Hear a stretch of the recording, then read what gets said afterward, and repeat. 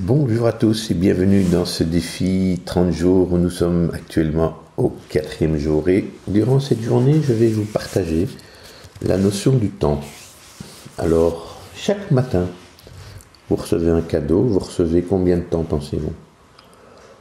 Eh bien, chaque matin, vous recevez 1440 minutes. Et qu'est-ce que vous allez faire avec ces 1440 minutes?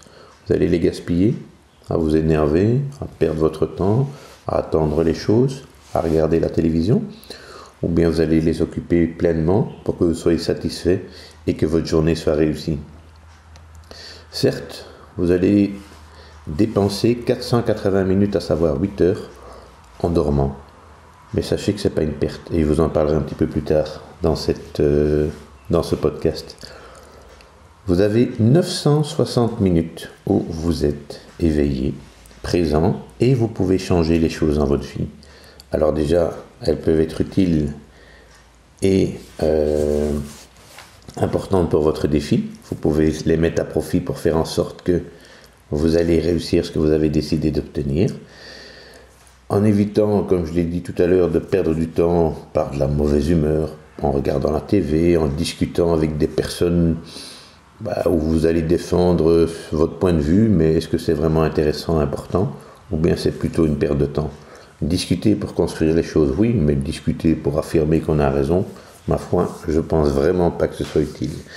Alors il y a une partie de ce temps qui est également consacrée aux corvées, il faut bien y passer, mais si vous parvenez à planifier votre journée en y mettant vraiment ce qui est important pour vous, et en faisant les choses secondaires parce qu'elles doivent être faites pour que vous puissiez être heureux, parce que si votre maison est en désordre, vous n'allez pas être épanoui. Si vous n'êtes pas épanoui, vous n'allez pas profiter pleinement de votre bonne humeur et du temps qui vous est alloué dans cette journée.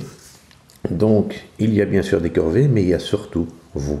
Et si vous prenez un dixième de ces 960 minutes, c'est-à-dire 96 minutes, 1h30, rien que pour vous, en étant pleinement conscient de ce que vous faites, en étant pleinement en accord avec ce que vous faites pour vous permettre de devenir cette nouvelle personne. Donc, pour que ce défi soit important, souvenez-vous de ce qu'on a parlé hier, le pourquoi. Eh bien, tous les jours, vous recevez un cadeau, et ce cadeau, c'est le temps. Donc, occupez-le à bon escient pour pouvoir réussir ce défi. Alors, je vous parlais tout à l'heure de la nuit. Eh bien, le soir, juste avant de vous endormir, vous allez préparer la journée du lendemain. Et vous allez, en préparant cette journée, eh bien, vous allez voir que le lendemain, parce qu'elle a déjà été pensée juste avant de vous endormir, vous allez avoir le lendemain de l'énergie, une stratégie prête à affronter la journée parce que vous y avez pensé.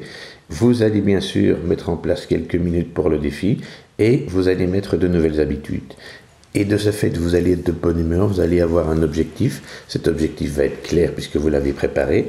Cet objectif va être clair parce que vous savez que vous n'avez que 1460 minutes sur une journée et que ça ne sert à rien de gaspiller son temps.